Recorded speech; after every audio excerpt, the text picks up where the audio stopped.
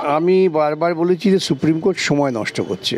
আমার একটা আশঙ্কা, সেটা হচ্ছে যে সঞ্জয়কে খুন করার পরিকল্পনা হয়ে ফেলতে পারে। যে কোনো সময় সঞ্জয় যদি আজকে, যেমন মনে রাখতে হবে আপনাদের, কথা উঠেছিল যে একে এনকাউন্টার করে দেওয়া হোক। সাক্ষী যদি সাক্ষ্য দিতে না পারেন, সাক্ষীকে যদি ক্রস এক্সামিনেশন না করা যায়, তবে সেই সাক্ষ্য প্রমাণ গ্রহণযোগ্য হয় না আইনের চোখে। সেই জন্যেই কেসটা বাতিল হয়ে যাবে, সাক্ষী নেই। তাহলে এটা কি একটা সূত্র? এবং সেই সূত্র ধরেই বা তদন্ত কেন এগোবে না? এটাই হচ্ছে মূল বক্তব্য। যারা তদন্ত করছেন তাদের আরও খোঁজ করা দরকার যে এতদিন পর্যন্ত যখন হেফাজতে ছিলেন তখন সঞ্জয় এ কথাগুলো বললেন না, আজকে কেন বলছেন? যখন তিনি বুঝতে পারলেন যে তার তো আর কোনো উপায় নেই মুক্তি পাওয়ার, তখন তিনি মুখ খুলছেন। মুখ খুলে যে কথা বলেছেন অত্যন্ত গুরুত্বপূর্ণ কথা, এবং কথাগুলো কিন্তু খুবই সঙ্গতিপূর্ণ। এখন এই বৃহত্তর ষড়যন্ত্রের বিষয়টা ধীরে ধীরে তদন্ত হওয়ার ফলে খানিকটা যেন একটু একটু সামনে আসছে। যেমন ব্যাপক দুর্নীতি এবং সাক্ষ্য লোপাটের চেষ্টা, যার ফলে একজন কর্মরত অফিসার ইনচার্জ কলকাতা পুলিশের, তিনি হেফাজতে আছেন। একটা বিরলতম ঘটনা, পশ্চিমবঙ্গে ইতিপূর্বে ঘটেনি। তাহলে কি যতক্ষণ না বিচার প্রক্রিয়া শুরু হচ্ছিল ততক্ষণ পর্যন্ত সঞ্জয় এই আশায় ছিলেন যে তিনি রেহাই পেয়ে যাবেন? যখন তিনি বুঝতে পারলেন যে রেহাই পাওয়া যাচ্ছে না, তখনই কি বলা শুরু করলেন যে আমি তো নই, আমি তো দাবার বোরে, মানে যে কথাটা প্রথম দিনই বলেছিলাম। তাহলে তদন্তকারী সংস্থার উপর কিন্তু একটা গভীর দায়িত্ব এখন এসে গেল, যে সঞ্জয়ের এই সমস্ত কথার ভিত্তিতে তদন্ত করা। রাজ্যপাল রিপোর্ট চেয়ে পাঠিয়েছেন, রাজ্যপালের এখতিয়ারের বাইরে। ধরনের অভিযোগ যখন করা হয়েছে তখন সিবিআইয়ের উচিত তো সঞ্জয়কেও জিজ্ঞাসাবাদ করা, বিনীতকেও জিজ্ঞাসাবাদ করা, এবং সাপ্লিমেন্টারি চার্জশিট তার যে কোনো সময় দিতে পারেন। এই জন্যেই যে সঞ্জয় কথা বলছেন, মানুষ সেই সমস্ত শুনছেন, তা নিয়ে মানুষ উত্তেজিত হচ্ছেন, মানুষ আলোচনা করছেন, মানুষের কাছে বিচার প্রক্রিয়া সম্পর্কে অনেক প্রশ্ন জাগছে, সেসব এড়াবার জন্যেই এই চেষ্টা। এটা প্রকৃতপক্ষে সরকারের পক্ষ থেকে সঞ্জয় যাতে আর কোনো রকম কথা না বলতে পারে, যে কথা সাধারণভাবে মানুষের কাছে শ্রবণযোগ্য, সেটাকে আটকাবার জন্য এই ব্যবস্থা। এখন মানুষ, সাধারণ মানুষ, তারা তাদের ভবিষ্যতের আশঙ্কা, জীবন আশঙ্কা নিয়ে চট করে প্রতিরোধে নামে না, নামতে একটু সময় লাগে। যখন নামে তখন তারা মরিয়া হয়ে যায়। 6টি আসন ওরা ওদের দখলে রাখবেই, যে করেই হোক দখল রাখবে, দখল রেখে বলার চেষ্টা করবে, মানুষকে বিভ্রান্ত করার চেষ্টা করবে। কই, কিছু তো হয়নি, আমরা তো চুরি করেছি, খুন করেছি, কই, মানুষ তো আমাদের ভোট দিয়েছে। অতএব মানুষের ভোটটা, যদি সেটা মানুষের ভোট আদৌ নয়, তো মানুষের ভোটটা, ভোটে জেতাটাই ওদের পক্ষে একটা বিরাট সার্টিফিকেট। নমস্কার দর্শক বন্ধুরা, ইমেজ বেঙ্গলে আপনাদের সকলকে স্বাগত। এই মুহূর্তে রাজ্য রাজনীতিতে যে খবরটা ভীষণভাবে ঘোরাফেরা করছে সেটি হচ্ছে সঞ্জয় রায় আদালতে ঢুকতে এবং বেরোতে এমন কিছু কথা সাংবাদিকদের বলছেন, যে কথাগুলোকে ঘিরে স্বভাবতই ভীষণ আলোড়ন তৈরি হয়েছে। আপনারা হয়তো জানেন যে সঞ্জয় রায় একদিন আগে তিনি বিনীত গোয়েলের নাম তুলেছেন এবং বলেছেন যে বিনীত গোয়েল তাকে ফাঁসিয়েছে। পাশাপাশি তিনি রাজ্য পুলিশের আরও একজনের নাম উল্লেখ করেছেন। এই বিষয়টির পরিপ্রেক্ষিতে রাজ্যপাল মুখ্যমন্ত্রীর কাছে উদ্বিগ্ন হয়ে রিপোর্ট তলব করেছেন।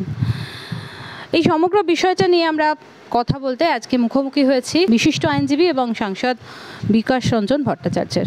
বিকাশ দা, ইমেজ বেঙ্গল আপনাকে ধন্যবাদ। তো আমাদের যেটা প্রশ্ন, যে এই বিনীত গোয়েলকে নিয়ে এর আগেও জুনিয়র ডাক্তাররা তার অপসারণের দাবি করেছিলেন, তাকে পদ থেকে সরিয়ে দিয়েছেন, কিন্তু তারপরেও আবার এই বিনীত গোয়েলকে কেন্দ্র করেই সেই সঞ্জয় রায় প্রশ্ন তুলতে শুরু করেছে এবং স্বভাবতই এই বিষয়টা নিয়ে আলোড়ন হচ্ছে।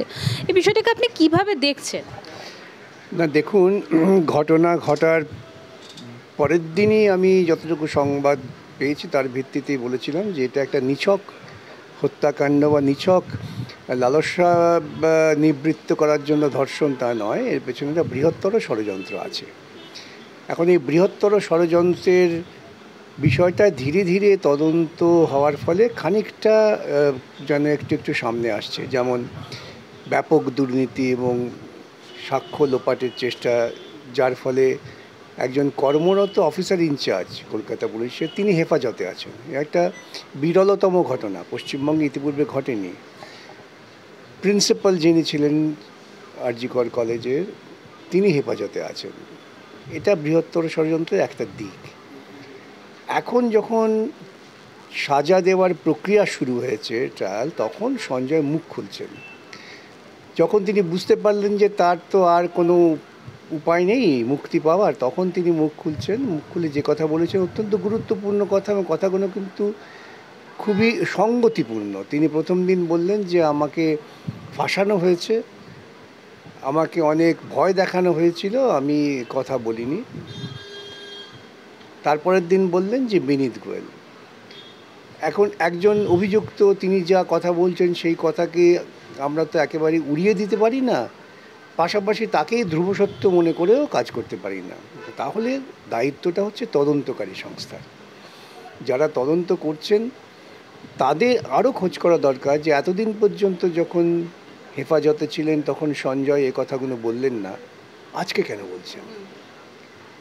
তাহলে কি যতক্ষণ না বিচার প্রক্রিয়া শুরু হচ্ছিল ততক্ষণ পর্যন্ত সঞ্জয় এই আশায় ছিলেন যে তিনি রেহাই পেয়ে যাবেন? যখন তিনি বুঝতে পারলেন যে রেহাই পাওয়া যাচ্ছে না, তখনই কি বলা শুরু করলেন যে আমি তো নই, আমি তো দাবার বোরে, মানে যে কথাটা প্রথম দিনই বলেছিলাম।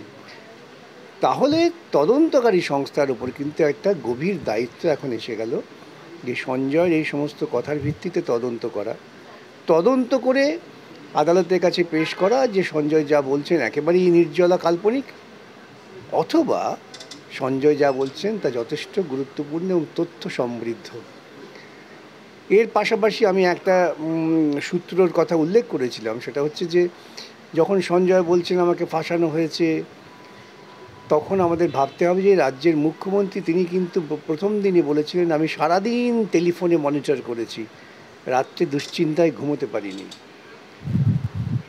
একটা হত্যাকাণ্ড, ইতিপূর্বে তো কোনো হত্যাকাণ্ড নিয়ে মুখ্যমন্ত্রী বা কেউই এইরকম মনিটর করেন না বা দুশ্চিন্তায় ঘুমোতে পারেন না, এত ঘটনা ঘটেনি। বহু নারী ধর্ষিতা হয়েছেন, বাচ্চা বাচ্চা মেয়েরা ধর্ষিতা হয়েছে, খুন হয়েছে, মুখ্যমন্ত্রী নির্বিকার থেকেছেন।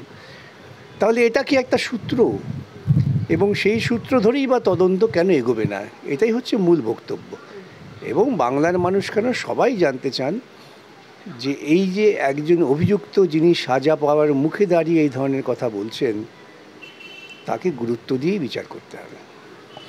কিন্তু আমার একটা প্রশ্ন আপনার কাছে, সেটি হচ্ছে যে অভিযুক্তরও তো বক্তব্য পেশ করার জন্য বিচারক রয়েছেন, আদালত রয়েছেন। সঞ্জয় রায়কে তো সেই বিচারের জন্যই আদালতে নিয়ে আসা হচ্ছে, তাহলে তিনি কি কোথাও বিচার ব্যবস্থার প্রতি আস্থা হারিয়ে ফেলেছেন? তা নয়, সঞ্জয় তার বিচার প্রক্রিয়ার সূক্ষ্মতা সম্পর্কে অবহিত নন, সেজন্যই তিনি তার ক্ষোভের বহিঃপ্রকাশ হওয়ার ফলে এই কথাগুলো বলে ফেলছেন। বা তার যে একটা আশা ছিল, গোপন আশা তাকে যদি দেয়া হয়ে থাকে যে তুমি নিশ্চিত থাকো তোমাকে আমরা বাঁচিয়ে দেব, সেটা যখন বুঝতে পারছি যে সেই আশাটা কার্যকর হচ্ছে না, তখন বলে ফেলছেন। তাহলে তদন্তকারী সংস্থার দায়িত্ব এটা, বারবার বলছি, কিন্তু তদন্ত করেই সত্য প্রতিষ্ঠা করতে হবে। অভিযুক্ত বলছেন সেই কথাটাকে আমি গ্রাহ্য করলাম না, বা আমি যদি মনে করি যে এতদিন অভিযুক্ত বলেননি এখন কেন বলছেন তাকে গ্রাহ্য করব না, সেটা করলে পরে প্রকৃতপক্ষে তদন্তের যে কাজ সেটা নষ্ট হবে। সঞ্জয় রায়ের কথার ভিত্তিতে রাজ্যপাল কিন্তু মুখ্যমন্ত্রীর কাছে উদ্বিগ্ন হয়ে তিনি রিপোর্ট চেয়ে পাঠিয়েছেন। তাহলে কি আগামী দিনে সিবিআই বিনীত গোয়েলকে হেফাজতে নিয়ে জিজ্ঞাসাবাদ করতে পারেন? প্রথম কথা হচ্ছে রাজ্যপাল রিপোর্ট চেয়ে পাঠিয়েছেন, রাজ্যপালের এখতিয়ারের বাইরে। বিষয়টা তদন্ত চলছে, বিষয়টা বিচারাধীন আদালতে। এইরকম একটা অভিযোগ এসছে যা অত্যন্ত গুরুত্বপূর্ণ অভিযোগ বিচার সংক্রান্ত বিষয়ে। সেখানে রাজ্যপাল কোন অধিকারে মুখ্যমন্ত্রীর কাছে রিপোর্ট চাইলেন এবং মুখ্যমন্ত্রী কী রিপোর্ট দেবেন বা আদৌ দেবেন কি না, তাদের কিছু যায় আসে না। যেটা করতে হবে, আবারও বলি, যে সিবিআইকেই এই তদন্তটা করতে হবে সঞ্জয়ের এই বক্তব্যকে সূত্র ধরে। কিন্তু আমার যেখানে প্রশ্ন, যে যেহেতু আপনি সিবিআই এর কথা বারবার বলছেন, যে সিবিআই আমরা দেখেছি যে বেশ 3 মাস অতিক্রান্ত হয়ে গেছে সিবিআই এই দায়িত্ব নিয়েছেন, তাহলে কি সিবিআই বিনীত গোয়েলকে হেফাজতে নিয়ে জিজ্ঞাসাবাদ করতে পারেন? মানে এটা কি করা যায়? নিশ্চয়ই করা যায়। কোনো একটা ক্রিমিনাল মামলায় এমন ঘটনাও আছে যে সাজা পেয়েছে, তার পরবর্তীকালে অনেক তথ্য সামনে এসেছে, এই তথ্যকে কেন্দ্র করে তদন্ত করে আবার সত্য উদ্ঘাটন করা। এই তদন্তের তো লক্ষ্য হচ্ছে সত্য উদ্ঘাটন করা। এখন এই ধরনের অভিযোগ যখন করা হয়েছে তখন সিবিআইয়ের উচিত তো সঞ্জয়কেও জিজ্ঞাসাবাদ করা, বিনীতকেও জিজ্ঞাসাবাদ করা। এখন তারা তাদের নিজস্ব দক্ষতার উপর দাঁড়িয়ে কী করবেন তাদের বিবেচ্য, কিন্তু আমরা যারা সাধারণভাবে বিচার প্রক্রিয়াকে স্বচ্ছ এবং মানুষের কাছে গ্রহণযোগ্য করাতে চাই, আমাদের দাবি অবশ্যই থাকবে যে বিনীত গোয়েল কেন, বিনীত গোয়েলকে জিজ্ঞাসাবাদ করবেন, বিনীত গোয়েলকে কে নির্দেশ দিয়েছিল, ডিজি তার উপরের কর্তা, ডিজি যদি বলে থাকেন তাকে জিজ্ঞাসাবাদ করবেন, ডিজি কার কথায় বলেছেন তাকে জিজ্ঞাসাবাদ করবেন। এইভাবেই তো তদন্ত এগোয়, সেই কাজটাই সিবিআইকে করতে হবে। কিন্তু সিবিআই তো প্রথম চার্জশিট দিয়েছে, সেখানে অভিযুক্ত হিসাবে ধর্ষক এবং খুনি হিসাবে সঞ্জয় রায়ের নাম উল্লেখ আছে। আপনার সাথে এর আগে যখন আমরা কথা বলেছিলাম সেখানে আপনি বলেছিলেন যে এরপর সিবিআই আরেকটি সাপ্লিমেন্টারি চার্জশিট দিতে পারে। তাহলে সেই চার্জশিট দেওয়ার কি কোনো নির্দিষ্ট সময়সীমা রয়েছে? না, সেটা আদালতের কাছ থেকে সময় নিয়ে তদন্ত চলছে, তার কোনো নির্দিষ্ট সময়সীমা নেই। সময়সীমা হচ্ছে প্রাথমিকভাবে যদি 90 দিনের মধ্যে চার্জশিট না দেওয়া হয় তাহলে আইনে আছে যিনি অভিযুক্ত তিনি জামিন পেয়ে যাবেন, একে বলা হয় ডিফল্ট বেল। সেটাকে আটকাবার জন্যেই তারা প্রাথমিকভাবে 90 দিনের মধ্যে চার্জশিট দিয়েছেন, ট্রায়ালও শুরু হয়েছে এবং সাপ্লিমেন্টারি চার্জশিট তার যে কোনো সময় দিতে পারেন। এই জন্যেই যে সঞ্জয় কথা বলছেন, মানুষ সেই সমস্ত শুনছেন, তা নিয়ে মানুষ উত্তেজিত হচ্ছেন, মানুষ আলোচনা করছেন, মানুষের কাছে বিচার প্রক্রিয়া সম্পর্কে অনেক প্রশ্ন জাগছে, সেসব এড়াবার জন্যেই এই চেষ্টা। এটা প্রকৃতপক্ষে সরকারের পক্ষ থেকে সঞ্জয় যাতে আর কোনো রকম কথা না বলতে পারে যে কথা সাধারণভাবে মানুষের কাছে শ্রবণযোগ্য, সেটাকে আটকাবার জন্য এই ব্যবস্থা। এক। আর দুই, আমার একটা আশঙ্কা, সেটা হচ্ছে যে সঞ্জয়কে খুন করার পরিকল্পনা হয়ে ফেলতে পারে যে কোনো সময়। সঞ্জয় যদি আজকে, যেমন মনে রাখতে হবে আপনাদের, কথা উঠেছিল যে একে এনকাউন্টার করে দেওয়া হোক, এখন একে যদি এনকাউন্টার করে দেওয়ার পথে চলেন তাহলে সাক্ষী নেই। সঞ্জয় তো একটা গুরুত্বপূর্ণ সাক্ষী, সেসব কথা মাথায় রেখেই হয়তো এইরকম নিরাপত্তার ব্যবস্থা করা হয়েছে। কিন্তু একটা প্রশ্ন আমার, যে সঞ্জয় রায়কে যেটা আপনি বললেন যে তার জীবনহানির আশঙ্কা রয়েছে, যদি সেটাই ধরে নিই, কিন্তু সিবিআই তো তদন্ত করছে বিষয়টাতে, অনেক কিছু তথ্য প্রমাণ তো তাদের হাতেও রয়েছে, তাহলে সেই তথ্যের ভিত্তিতে সাক্ষী যদি সাক্ষ্য দিতে না পারেন, সাক্ষীকে যদি ক্রস এক্সামিনেশন না করা যায়, তবে সেই সাক্ষ্য প্রমাণ গ্রহণযোগ্য হয় না আইনের চোখে। সেই জন্যেই সেক্ষেত্রে কেসটা কি হতে পারে? কেসটা বাতিল হয়ে যাবে, সাক্ষী নেই। আমি কিছু অভিযোগ আপনার কাছে বিরুদ্ধে করলাম, সেই অভিযোগের বিরুদ্ধে আপনার তো কিছু বলার থাকতে পারে, সেই বলার সুযোগটা নেই, কেন যে অভিযোগ করলো সে নেই। অতএব সাক্ষ্য প্রমাণ লোপাট, এবং সেই সাক্ষ্য প্রমাণ লোপাট বিচার ব্যবস্থাকে প্রকৃতপক্ষে অকার্যকরী করে দেওয়ার ক্ষেত্রে সঞ্জয়ের মতো সাক্ষীকে খুন করে দেওয়াটা, এটা আন্ডারওয়ার্ল্ডের একটা খুব পরিচিত কায়দা। অন্যান্য দুর্নীতির পাশাপাশি আবার ট্যাব দুর্নীতিতে ফাঁসলো। হয়তো আগামী প্রজন্মের কাছে গবেষণার বিষয়বস্তু হবে যে পশ্চিমবঙ্গে 2011 উত্তর যে প্রশাসন, সেই প্রশাসনের দুর্নীতি হয়নি এমন একটি বিষয় কি আছে বার করো। এটা গবেষণার বিষয় হয়ে যাবে। প্রত্যেকটা ক্ষেত্রে দুর্নীতি, তার কারণ এই সরকারটা কিন্তু জন্ম নিয়েছিল একটা দুর্নীতিমূলক প্রক্রিয়ার মধ্য দিয়ে, এবং প্রথম দিন থেকে প্রশাসনকে তারা দুর্নীতির কাজে লাগিয়েছেন, এবং সেই দুর্নীতির শাখা প্রশাখা এত বিস্তৃত হয়েছে, এখন কে কোথায় দুর্নীতির সঙ্গে যুক্ত হয়ে পড়ছেন সেটা আর ধরে রাখা যাচ্ছে না। সবাই দুর্নীতি করছেন। পঞ্চায়েতের একজন সাধারণ কর্মী বলেন, মুখ্যমন্ত্রী মন্ত্রী যদি দুর্নীতি করতে পারে আমি করব না কেন? অতএব মাথা যখন পচে যায় তখন যেমন সর্বাঙ্গ পচে যায়, আর মাথা যদি ঠিক থাকে তাহলে কিন্তু চট করে দুর্নীতি করার সাহস কারো হয় না। 6টি আসনের উপনির্বাচন হলো গতকাল, কিন্তু সেই উপনির্বাচনে ঘিরে এত রক্ত ঝরলো, একজন প্রাণ হারালো। এই মাত্র 6টি আসনকে কেন্দ্র করে যদি এই হিংসা হয়, তাহলে বৃহৎ নির্বাচন যখন হবে তখন কি? এই 6টি আসনের নির্বাচনে তো আমার কথাকে সত্যতা প্রমাণ করে দিল। আমি প্রথম দিন থেকে বলে আসছি, এই রাজ্যে গুন্ডামি না করলে পরে, জোর জুলুম না করলে পরে তৃণমূলের কোনো অস্তিত্ব নেই। তৃণমূল ভোটে জিতছে সম্পূর্ণ গুন্ডামি করে, এবং এই গুন্ডামির কায়দাটা খুব স্পষ্ট, প্রশাসন তার সঙ্গে পরিষ্কার মদত দেয়। আমি আমাদের প্রত্যক্ষ অভিজ্ঞতা থেকে বলতে পারি, অভিজ্ঞতা বহু জায়গায় বহুবার বলেছি। তৃণমূল এবং গুন্ডামি এটা একটা সমীকরণ, প্রশাসন সেখানে নির্বাক দর্শক। এই যে বলে না কেন্দ্রীয় বাহিনী টাইনি, আমি প্রত্যেকে অকারণ পয়সা নষ্ট করে লাভ নেই। কেন্দ্রীয় বাহিনী দিয়ে কিছু হবে না, একমাত্র জনগণ যখন তারা রুখে দাঁড়াবেন, আমি বলি লাঠি ঝাঁটা হাঁটে, তখনই নির্বাচনটা শান্তিপূর্ণ হবে এবং সেদিনই তৃণমূলের বিদায় হবে, তার আগে হবে না। ভোট করতে দেবে না। এই ভোটের দুদিন আগে আমি গিয়েছিলাম বক্তৃতা করতে হারোয়ায়, আমি তো সেখানে এখানে বলে এসেছি আপনাদের ভোট করতে দেবে না, আপনাদের প্রতিরোধ করতে হবে। এখন মানুষ, সাধারণ মানুষ, তারা তাদের ভবিষ্যতের আশঙ্কা, জীবন আশঙ্কা নিয়ে চট করে প্রতিরোধে নামে না, নামতে একটু সময় লাগে, যখন নামে তখন তারা মরিয়া হয়ে যায়। তাহলে আপনি কি বলছেন যে 2026-এর নির্বাচনে এই হিংসার প্রতিফলন হবে?